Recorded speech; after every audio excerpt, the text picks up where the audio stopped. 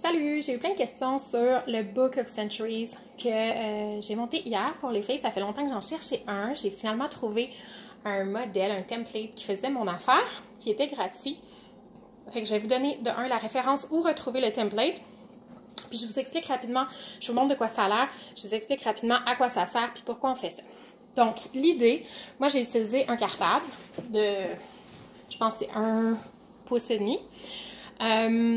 Le template, vous allez le retrouver, attends un petit peu, je ne sais pas si on est capable de bien voir. La référence, c'est ça, c'est juniperpines.com. Donc, vous allez sur le site de juniperpines.com, vous allez trouver plein de des printables là, gratuits, comment on dit ça en français? En tout cas, il y a plein de templates gratuits que vous allez pouvoir trouver, puis imprimer, puis downloader.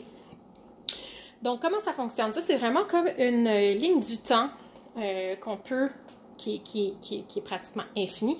Donc, ça peut être aussi vieux que la Terre est vieille, puis on peut amener ça jusqu'à l'année actuelle. Donc, c'est un document qui est vivant, puis que je vais utiliser au fur et à mesure que j'avance en école à la maison avec mes filles. Donc, peu importe si on parle d'histoire ou si on regarde un film qui s'arrête vraiment dans une période fixe, on parle de dinosaures, on parle de n'importe quoi. À partir du moment où on a une date pour accrocher ce dont on a parlé, on peut aller l'ajouter dans le cartable. Donc ici, la première page, j'ai mis les périodes de la préhistoire. Donc, on a une référence. Moi, je me suis amusée à mettre des séparateurs parce que je trouvais que c'était beaucoup plus facile à naviguer par la suite. Mais vous n'êtes pas obligé. Vous pouvez juste imprimer le template. Ça fait que je vais tourner les pages un petit peu. Vous voyez comment c'est tapé. Les premières pages, pour la période préhistorique, c'est des pages qui sont complètement blanches. OK? Puis qui couvrent une période plus large qu'un siècle. Donc, le Book of Centuries, en fait, c'est un livre des siècles. Donc, toute la période préhistorique, c'est des pages vierges où est-ce qu'on peut inscrire ce qu'on veut. On peut ajouter des pages aussi, mais c'est vraiment ouvert. Ici, j'ai ajouté dans la pochette un article qui explique la différence entre BC, AD, BCE, puis CE pour indiquer toutes les années qui sont avant l'an 0, puis les années qui viennent après. Comment on les utilise en anglais, pourquoi, c'est quoi la différence, puis par rapport à la chrétienté et tout.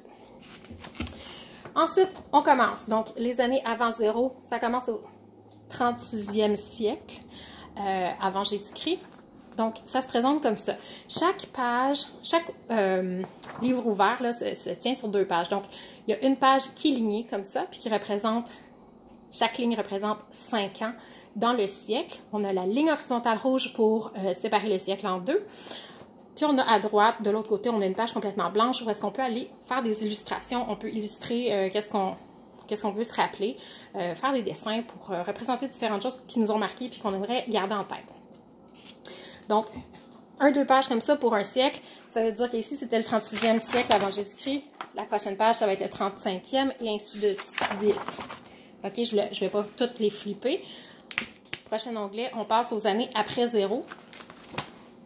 Donc, celles-là, je les ai mis de l'autre côté, mais vous voyez déjà, le template prévoit que les années sont de l'autre côté, sont à droite. Puis, au lieu de partir de 100 et de diminuer, bien, elles commencent à 5 et elles augmentent parce que c'est ça qui se passe quand on arrive après 0. Les chiffres montent, alors que quand on est avant 0, bien, ils baissent. Donc, c'est ça. De ce côté-là, encore, on va avoir 2 pages. On a une page lignée, puis de l'autre côté, on a la page vide pour faire nos illustrations. Et la dernière section ici, parce que ça va jusqu'à l'année actuelle. Donc, dans le siècle actuel, au 21e siècle, j'ai tout de suite inscrit l'année de naissance de mes enfants. Puis, on a inscrit la COVID-19 qui est arrivée comme événement marquant en 2019. Donc, c'est comme ça que ça fonctionne. Pour regarder le siècle précédent, on est allé mettre les dates de naissance. Bien, pas les dates précises, là, mais l'année de naissance de moi et mon mari.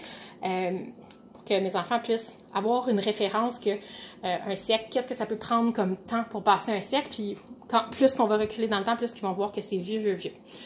Ensuite, la dernière section qu'on a, c'est les cartes et les notes.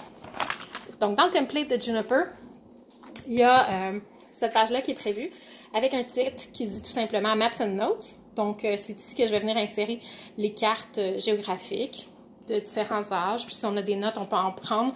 Donc, j'ai juste mis des feuilles blanches. Là, après, il n'y a rien d'autre. C'est aussi simple que ça. J'ai vraiment hâte de commencer à y inscrire toutes sortes d'événements puis de choses qu'on voit au fil de nos journées.